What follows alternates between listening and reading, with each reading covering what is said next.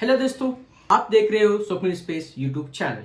आज का टॉपिक है कैसे बनना है लखपति या फिर करोड़पति। तो पहले समझते हैं कैसे बनना है। तो आपने एक टर्म तो सुना होगा, मतलब पीपीएफ, ईपीएफ, वीपीएफ, ये अलग अलग टाइप की गवर्नमेंट की सेविंग स्कीम है। तो ये पीपीएफ होता क्या है?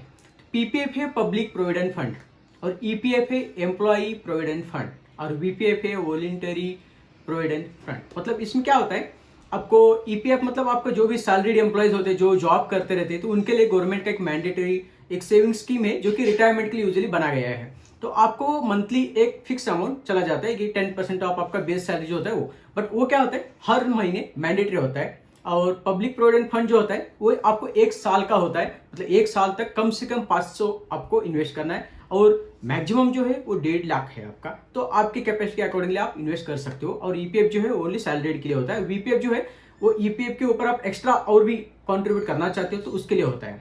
तो अभी हम जो डिस्कस करें ये है पीपीएफ और पब्लिक प्रोविडेंट फंड। और ये जो पीपीएफ जो है ये स्कीम, ये आपको कोई भी नेशनलाइज बैंक में ओपन कर सकते हो या फिर पोस्ट ऑफिस में भी आप ओपन कर सकते हो। और ये जो अकाउंट होता है ये किसी बैंक स्पेसिफिक नहीं होता। मतलब आपने एचडीएफसी में ओपन कर दिया तो वही अकाउंट आप एसबीआई में भी यूज कर सकते हो बाद में, या फिर पोस्ट ऑफिस में भी यूज कर सकते हो। जस्ट वहां पे जाके फॉर्म फिलअप करना पड़ता है, या फिर अगर आपका नेट बैंकिंग अवेलेबल है तो नेट बैंकिंग यूज करके भी आप कर सकते हो। तो अभी हम देखते हैं कैलकुलेशन करके आपको कैसे ये हेल्प करता है। पहले ये स्कीम जो है इसके ऑप्शंस में बताता हूँ आपको। तो इसके लिए आपको क्या है, 15 साल का लॉकिंग पीरियड होता है। मतलब 15 साल तक आपको पैसा इन्वेस्ट करना है, जो भी आपका मंथली अमाउंट होए वो इन्वेस्ट करना है। मंथली मतलब मिनिमम एक आपका टारगेट रखो कि हर महीने आपको 5,000 इन्वेस्ट करना है, तो 5,000 इन्वेस्ट करना ही है। और मतलब आपके ऊपर है, इट्स नॉट ये मैंडेटरी नहीं है 5,000 मतलब 5,000 ही डालना है। वो क्या है पीपीएफ में कैसा है, एक साल का टाइम होता है आपके पास। मतलब 500 कम से कम 500 आपके पास, मतलब पैसा तो आजकल के जमाने में होता ही है, 500 आप इन्वेस्ट कर सकते हो। और मैक्सिमम जो है 1.5 लाख है, तो आप 5 से 1.5 लाख के बीच में कोई भी अमाउंट आप हर साल इन्वेस्ट कर सकते हो पीपीएफ के अंदर। और ये अमाउंट है 15 साल तक आपको इन्वेस्ट करना है। और इसका जो है गवर्नमेंट का करंट जो 2023 का जो या फिर 2023 या फिर 2024 का जो इंटरेस्ट रेट है वो 7.1 है। और ये जो है ये कंपाउंड इंटरेस्ट है। जिन लोगों को कंपाउंड इंटरेस्ट पता नहीं तो मैं ये बताता हूँ। कंपाउंड इंटरेस्ट वो होता है जो आपको इंटरेस्ट मिल रहा है उस इंटरेस्ट का भी और आपको नेक्स्ट मंथ पे इंटरेस्ट मिलता है। तो जो भी आपका प्रीवियस अमाउंट जो है, मतलब आपने 10,000 इन्वेस्ट किया और इस महीने का आपको 100 रुपीज इंटरेस्ट मिला है, तो नेक्स्ट मंथ के लिए वो आपका बनता है प्रिंसिपल अमाउंट जो बनता है 10,000, और उसके ऊपर 100 प्लस होता है, और उस टोटल अमाउंट पे फिर से इंटरेस्ट मिलता है आपको, तो वो होता है कंपाउंड इंटरेस्ट। तो पीपीएफ के अंदर आपको वही है कि 500 से लेकर 1.5 लाख तक आप इन्वेस्ट कर सकते हो। मतलब यहाँ पे टाइम नहीं, इस महीने आप 100 रुपीज आपके पास 100 इन्वेस्ट करो। मेडिकल एक्सपेंस आता है, मैरिज का आता है, या फिर हॉस्पिटलाइजेशन, या फिर आपको बच्चों के स्कूल की फी भरना है, ऐसे कुछ भी ऐसे प्रॉब्लम्स आते हैं तो आप इसमें पार्शियल विड्रॉ कर सकते हो। एक अमाउंट आप विड्रॉ कर सकते हो, बट वो भी एक ही या फिर दो ही बार आपको अलाउड होता है। तो जब भी आप विड्रॉ कर रहे हो तो देख के करना, और मेरे ख्याल से करना ही मत। वैसे भी इधर उधर से कुछ तो जुगाड़ हो जाता है। तो क्योंकि पीपीएफ के अंदर आपको मिनिमम जिस साल आपको पैसे की जरूरत है उस साल कम इन्वेस्ट करो, बाकी के साथ थोड़ा सा एक्स्ट्रा करो फिर तो। बट इन्वेस्टमेंट इसमें से निकालना है, क्योंकि आप अगर इन्वेस्टमेंट आप निकाल रहे हो तो आपको जो भी करोड़पति बनाए लखपति बनाए ना, वो फिर से आगे जाएगा। तो अभी आपको मैं विद कैलकुलेशन बताता हूँ कि आपको कौन से टाइम पे कितने अमाउंट पे लखपति बन सकते हो, करोड़पति बन सकते हो। तो अभी मैं क्या करता हूँ, यहाँ पे मेरे पास एक कैलकुलेटर है, उसमें मैं आपको अमाउंट एंटर करके दिखाता हूँ, और उसका जो भी स्क्रीनशॉट मैं यहाँ पे स्क्रीन पे दिखाता रहूंगा, तो आप वो देखते रहो। तो यहाँ पे अभी मैं क्या करता हूँ, कम से कम 5,000 अमाउंट लेता हूँ। 5,000 ओके है, हर महीने डालो या फिर हर साल में, एक साल में आपको कितना डालना है वो आपके ऊपर डिपेंड है। मैं एक कैलकुलेशन के ले रहा हूँ, बेस जो होता है 5,000 ले रहा हूँ, हर महीने में 5,000 इन्वेस्ट करूंगा, तो एक साल हो गया 60,000। तो 60,000 आपको इन्वेस्ट करना है। तो 15 साल में कितना होता है वो हम देखते हैं अभी। तो यहाँ पे अभी 60,000 मैंने इन्वेस्ट किया, तो आपका टोटल इन्वेस्टमेंट अमाउंट जो होता है 15 साल का वो होता है 9 लाख। और उस 9 लाख पे आपको इंटरेस्ट जो मिल रहा है वो मिल रहा है 7,27,000 मिल रहा है। और टोटल अमाउंट जो आपको रिटर्न में मिल रहा है वो भी टैक्स फ्री होता है। तो इस ये जो स्कीम है टैक्स सेविंग स्कीम जैसा है, तो इस पर कोई भी आपको टैक्स नहीं लगता। जो भी आप पैसा डाल रहे हो उस पर आपको टैक्स बेनिफिट भी मिलता है।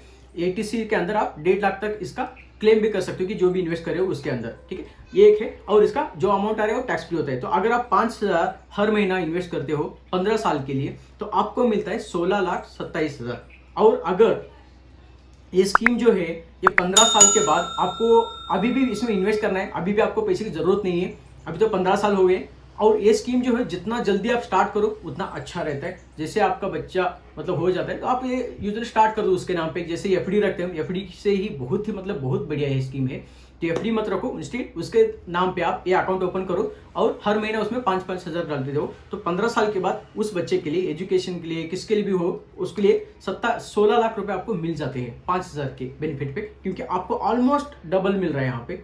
उसके बाद अगर आप वही स्कीम आपको जरूरत नहीं अभी भी निकालने की 15 साल के बाद, तो उसको हम अगर एक्सटेंड करते हैं अगले 5 साल के लिए, तो आप देख सकते हो यहाँ पे कि 20 साल के लिए अगर मैं करता हूँ, मतलब 5 साल प्लस करता हूँ, तो यहाँ पे आपको 26,63,000 मिल रहा है। तो ऑलमोस्ट 27 लाख आपको मिल रहा है। मतलब बहुत ही डिफरेंस है। आप 15 साल के बाद देखोगे यहाँ पे जस्ट आपको 16 लाख मिल रहा है, और जस्ट 5 साल अगर आप एक्सटेंड करोगे आगे वही स्कीम, आगे इसमें पैसा कुछ इन्वेस्ट करना नहीं, जस्ट वैसे एज इट इज स्कीम आपको इन्वेस्ट मत करो, उसको एक्सटेंड करो, तो आपको ऑलमोस्ट 10 लाख एक्स्ट्रा मिल रहा है। ऑलमोस्ट 10 लाख एक्स्ट्रा मिल रहा है, जस्ट 5 लाख में आप 10 लाख कमा रहे हो। तो ये कितना बढ़िया बात है।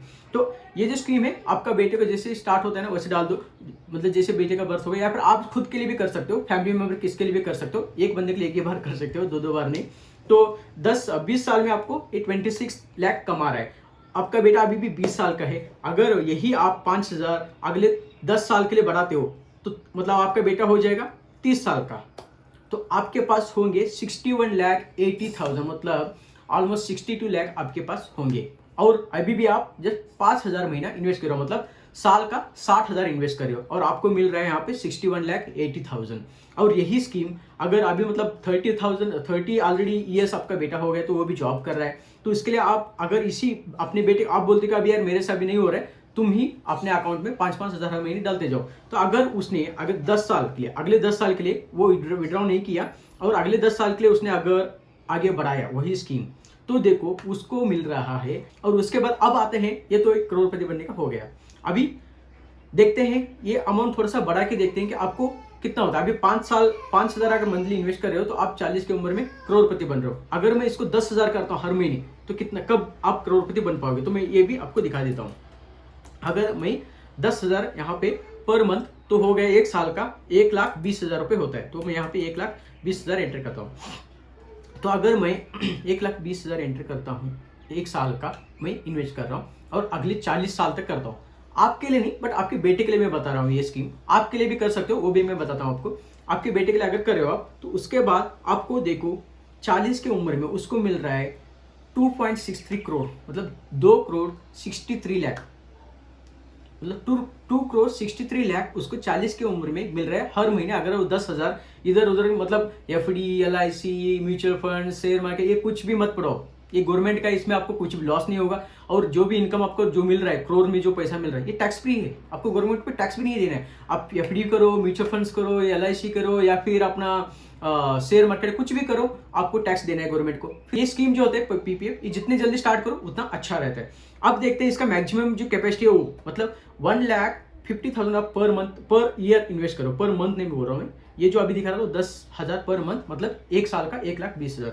और अगर आप इसको जाके 1,50,000 करते हो, मतलब 1,50,000 अगर करते हो, तो आप यहाँ पे देख सकते हो आप कमा रहे हो जस्ट आपको 50, मतलब 30,000 एक्स्ट्रा इन्वेस्ट कर रहे हो 1 साल का। ये 1,20,000 से 30,000 एक्स्ट्रा इन्वेस्ट कर रहे हो, तो आपको मिल रहा है ऑलमोस्ट 2,63 लाख जो अपना था, 2,63,00,000 सॉरी, तो जो अमाउंट था वो अभी आप देखो इसमें कितना मिल रहा है आपको, 3,29,00,000। मतलब नेक्स्ट 5 साल में ये जस्ट 30,000 एक्स्ट्रा इन्वेस्ट करोगे आप, तो उसमें आपको मिल रहा है तो 3,30,00,000 तक आपको 29 लाख अमाउंट आपको मिल रहा है।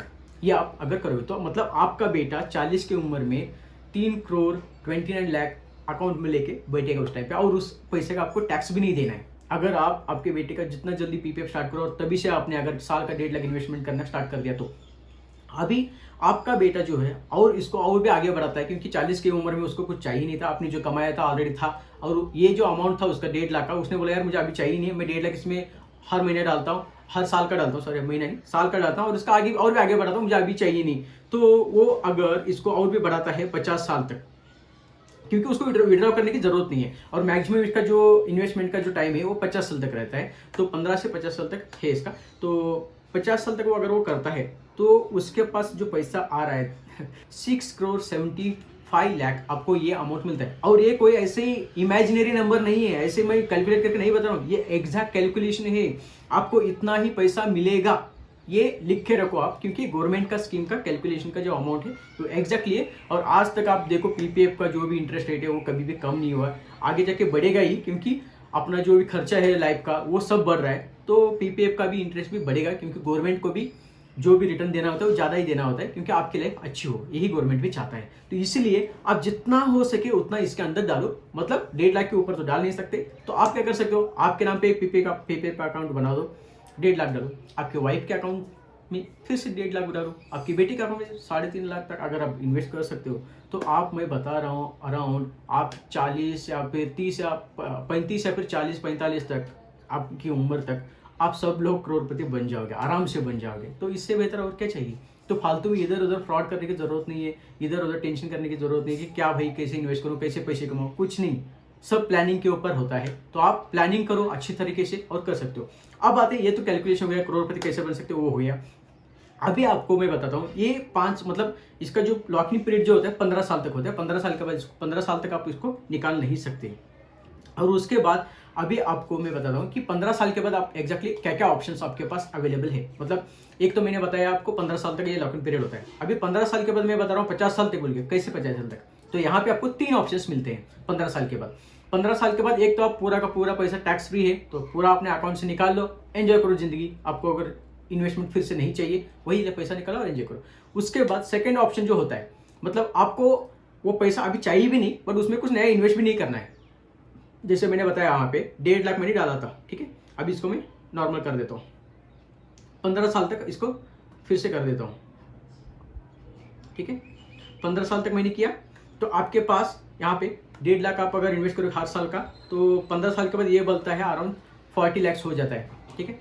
अभी 40 लाख जो है ये अमाउंट है, ये 15 साल के बाद है। और 15 साल के बाद आपको पैसे चाहिए 40 लाख आप निकाल सकते हो। अगर आपको जरूरत नहीं अभी भी, तो आप क्या कर सकते हो, ये अमाउंट ऐसे ही रखो और इसको नेक्स्ट 5 साल के लिए एक्सटेंड करो। अगर आप बैंक के पास जाती नहीं हो, कुछ फॉर्म नहीं सबमिट करते हो, तो बैंक बाय डिफॉल्ट आप उसको नेक्स्ट 5 साल के लिए एक्सटेंड करता है।